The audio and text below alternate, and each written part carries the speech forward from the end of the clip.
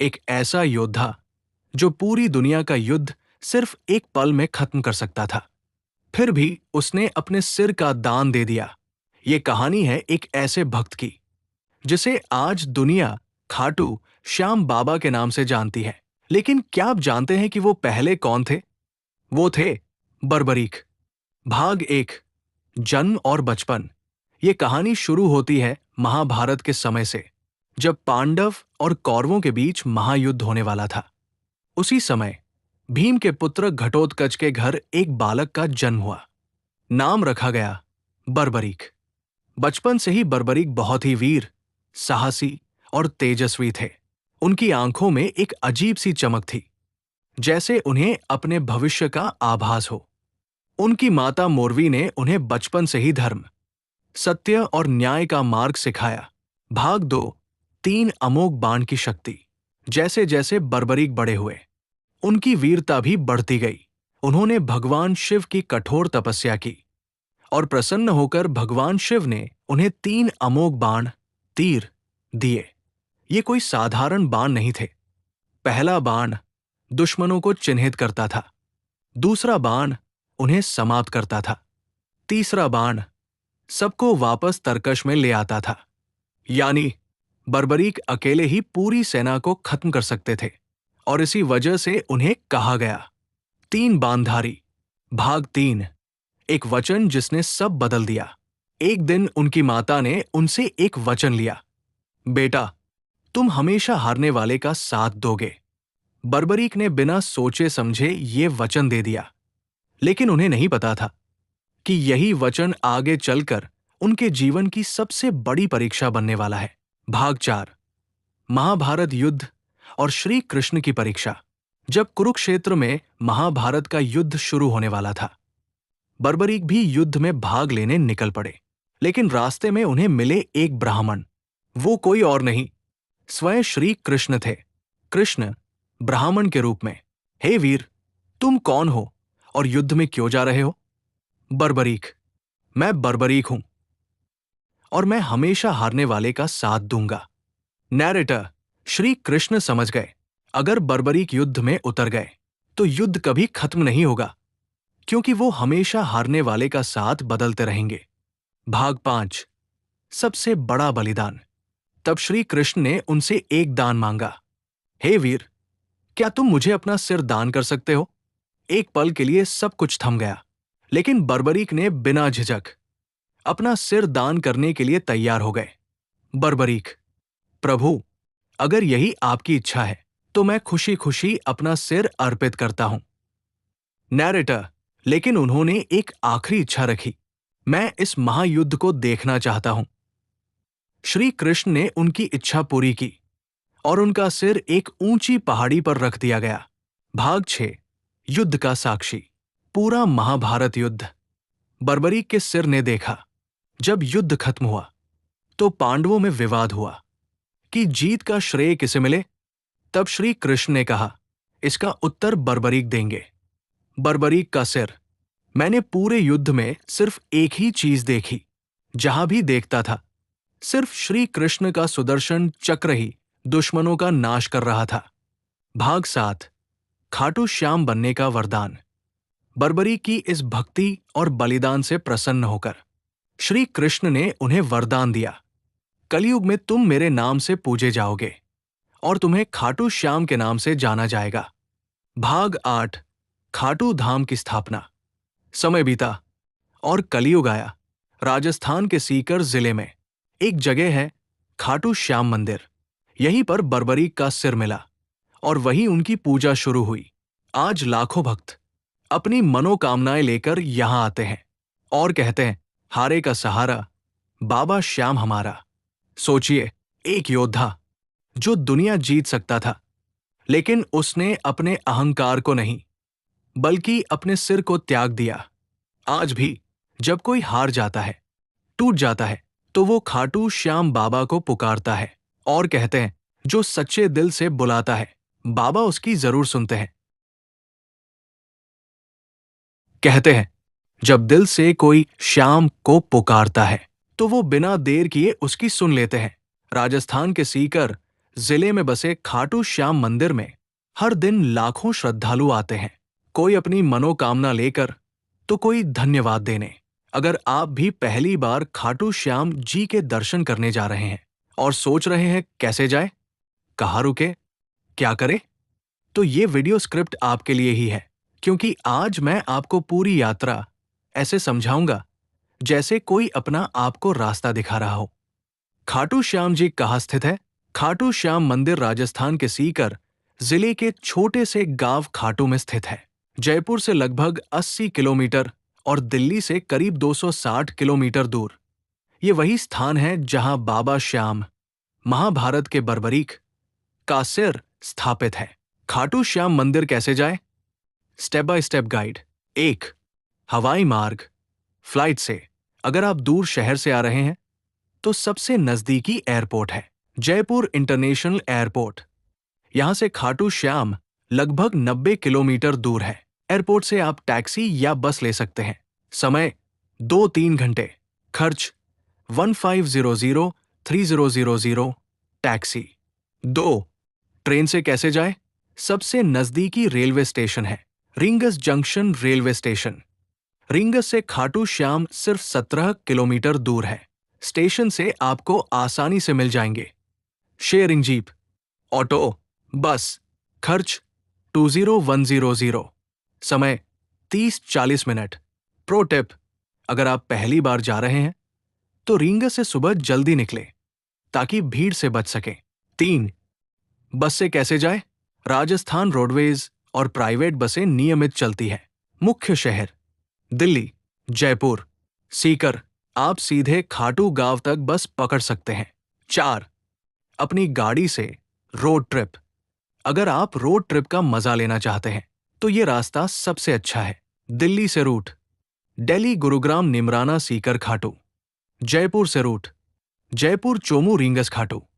समय दिल्ली से 5-6 घंटे, जयपुर से 2-3 घंटे। मंदिर पहुंचने के बाद क्या करें? जब आप खाटू पहुंचते हैं तो सबसे पहले आपको श्याम बाबा का नाम हर तरफ सुनाई देगा। मंदिर के पास आपको मिलेंगे प्रसाद की दुकानें, फूलमाला, श्याम नाम की ध्वनि। दर्शन का समय सुबह 4 बजे से रात 10 बजे तक। त्योहार में बदल सकता है। लाइन में लगकर आराम से दर्शन करें। वीआईपी दर्शन भी उपलब्ध होते हैं। खाटू श्याम में कहाँ रुके? Stay guide. 1. धर्मशाला, बजट फ्रेंडली। खाटू में सबसे ज्यादा धर्मशालाएं हैं जहां आप बहुत कम खर्च में रुक सकते हैं। सुविधाएं, साफ कमरे, एसी नॉन एसी, खाना, कुछ जगह। खर्च 200-800। बेस्ट ऑप्शन अगर आप बजट में हैं। 2. Hotel, comfort stay. अगर आप थोड़ी अच्छी सुविधा चाहते हैं तो होटल भी मिल जाएंगे। कुछ अच्छे hotel, Shyam palace, hotel Lakhdatar. खर्च 1000-3000। 3.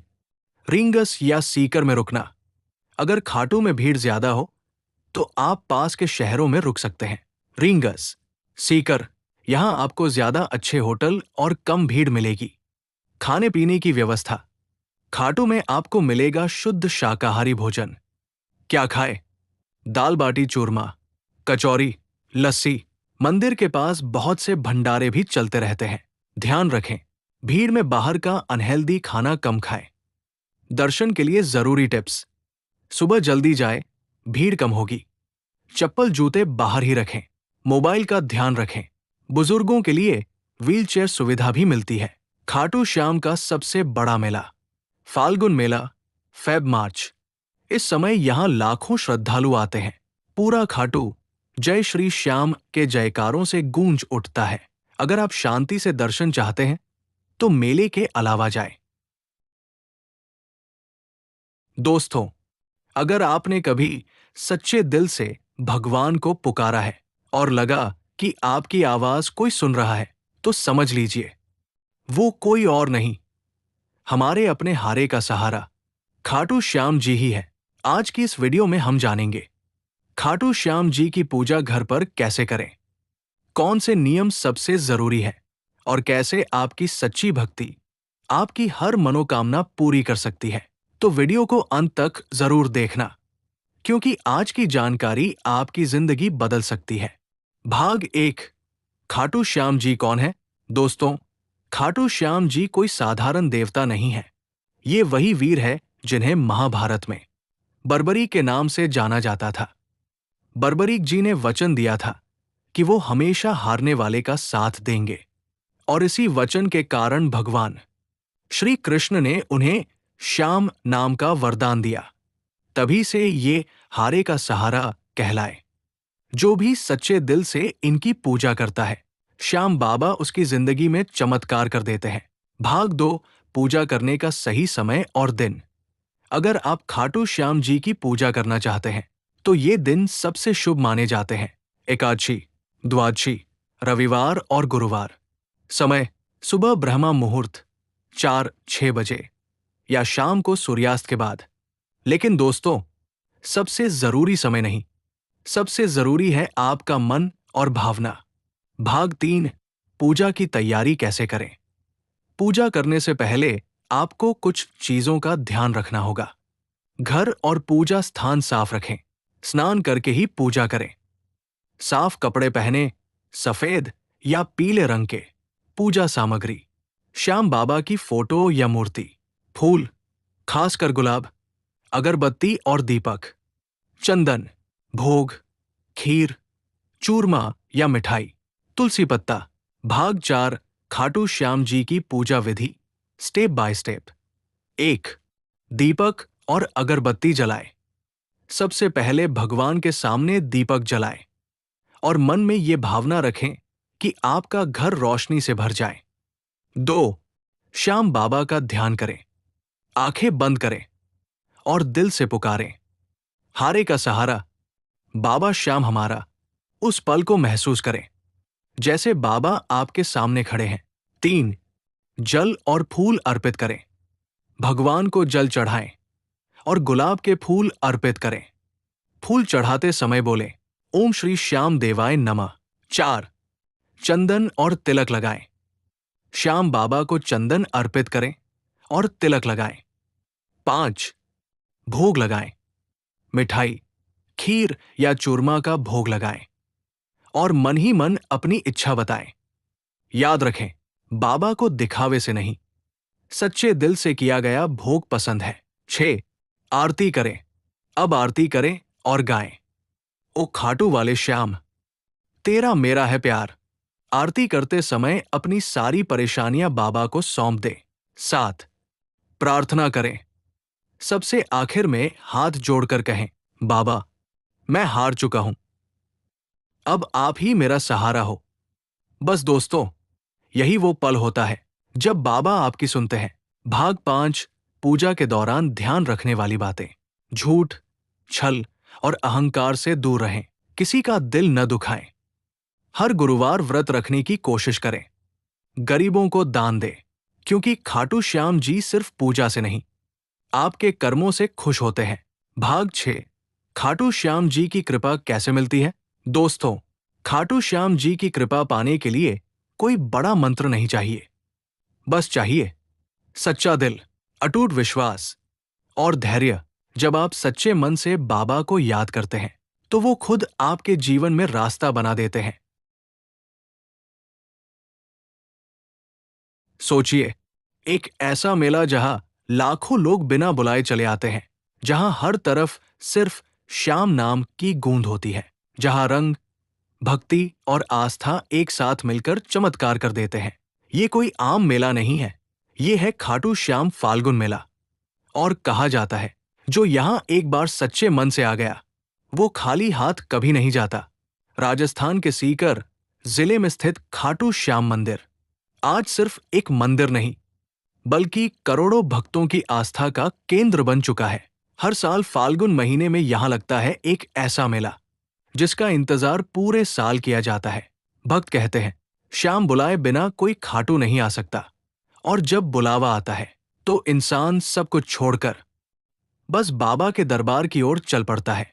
खाटू श्याम जी की कहानी।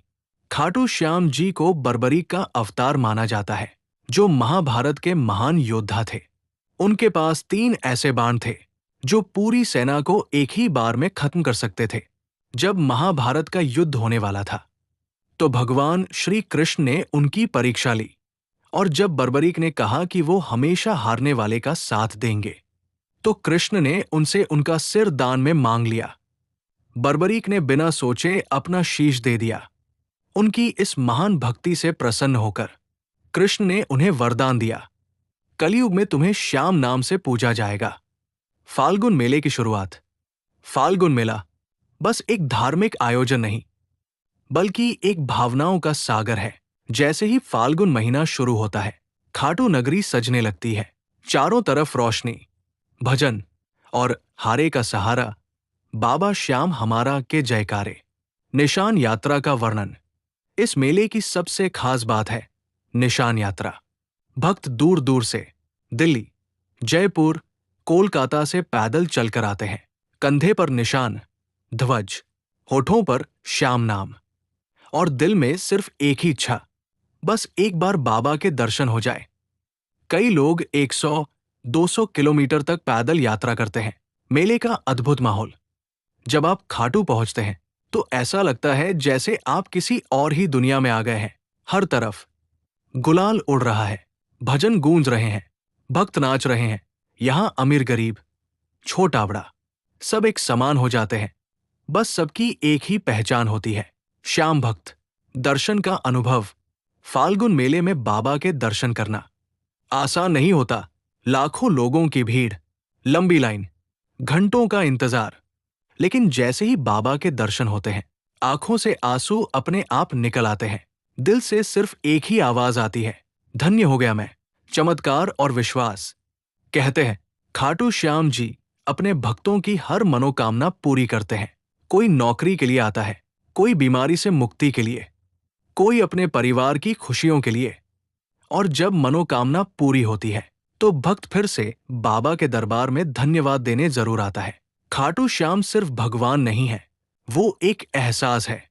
जब इंसान टूट जाता है, जब हर रास्ता बंद हो जाता है, तब एक ही नाम याद आता है, श्याम। और सच मानिए, जो भी सच्चे दिल से उन्हें पुकारता है, वो कभी निराश नहीं होता।